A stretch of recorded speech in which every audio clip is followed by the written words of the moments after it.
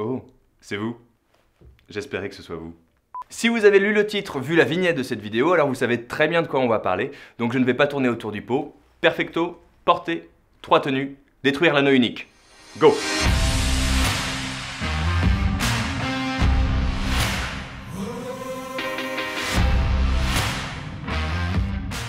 Un grand sage a dit un jour qu'il y avait une vie avant et une vie après le perfecto. Je confirme.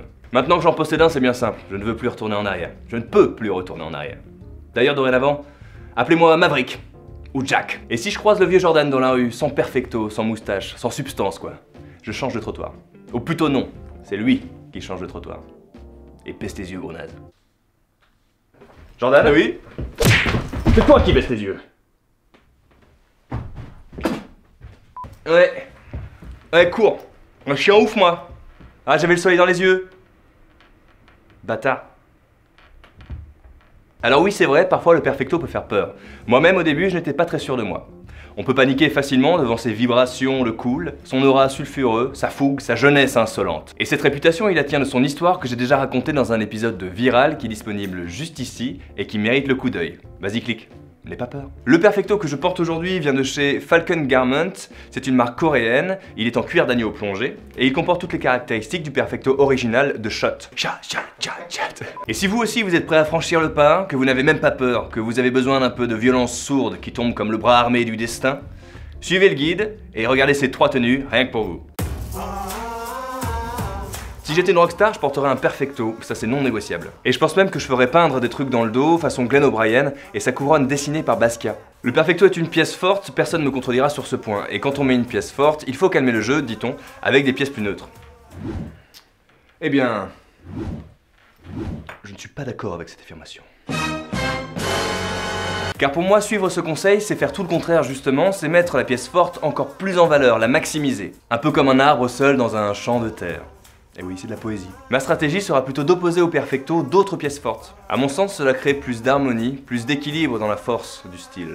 Allez mes petits padawans, je vous montre. Pour rivaliser avec mon perfecto, j'ai choisi cette chemise à motif.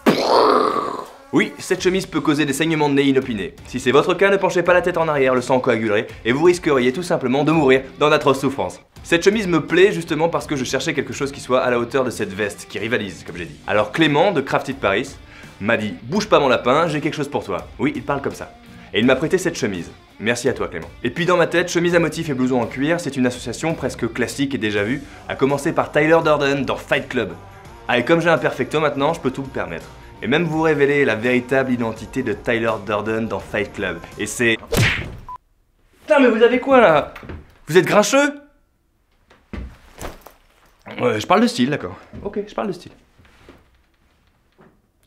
Je disais donc, cette fameuse chemise, je la porte au-dessus d'un t-shirt blanc, ça permet d'ouvrir un peu plus les boutons, un peu plus qu'à l'accoutumée, ce qui a son importance pour incarner le personnage. En bas, je mets mon Levi's 501 Bleach, parce que l'histoire du jean et celui du perfecto sont liés, mais surtout, tout simplement parce que ça va très bien ensemble. Inutile d'intellectualiser les choses quand il n'y a pas besoin. Pour finir, ou presque, des sneakers blanches, parce que ça fait écho au t-shirt blanc, et que ça donne de la cohérence visuelle à la tenue. Et voilà. Juste pour la frime, on peut ajouter une paire de lunettes à verre teinté. Avec ça, vous êtes sûr que les types vont furtivement vous prendre en photo en se disant « On sait jamais, c'est peut-être quelqu'un de connu ». Alors que non. Mais vous gagnez à être connu, hein.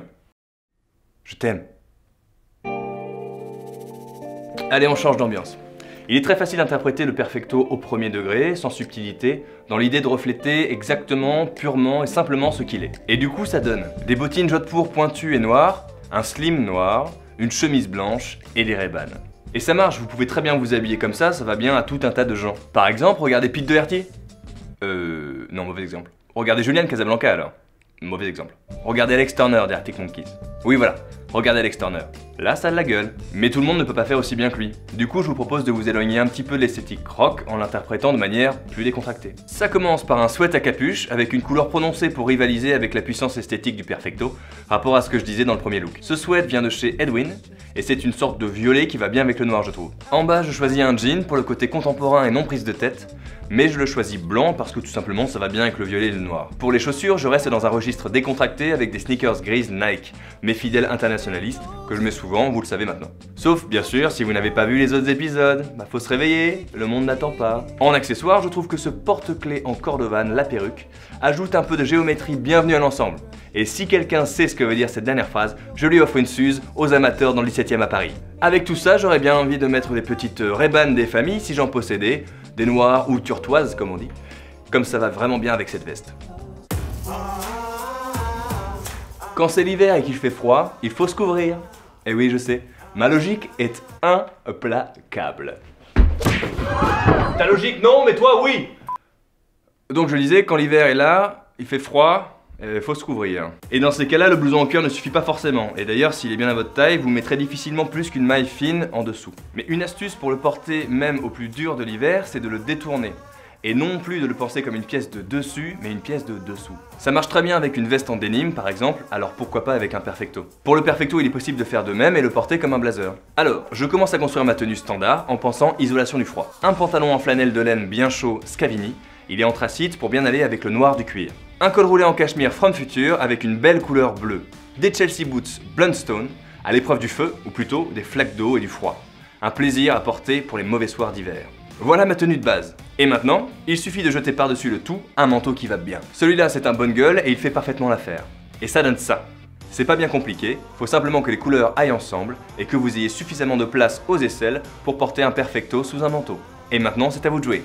Voilà les 3 tenues que j'ai pu faire avec ce perfecto et j'attends de vous un petit commentaire pour me dire celle que vous avez préférée et pourquoi.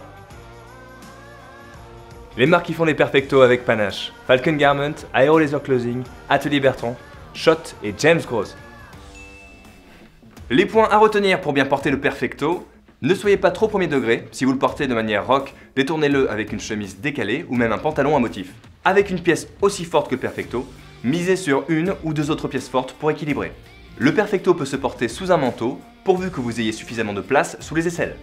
Voilà, cet épisode de panache est enfin terminé. Je vois mon ambulance qui arrive, en mon absence vous savez quoi faire, mettez un pouce en l'air, partagez cette vidéo, commentez. Allez, salut les gars. Ah oui. Et je voulais vous dire aussi, les vêtements sont faits pour s'amuser. Alors amusez-vous. Psst, t'es abonné ?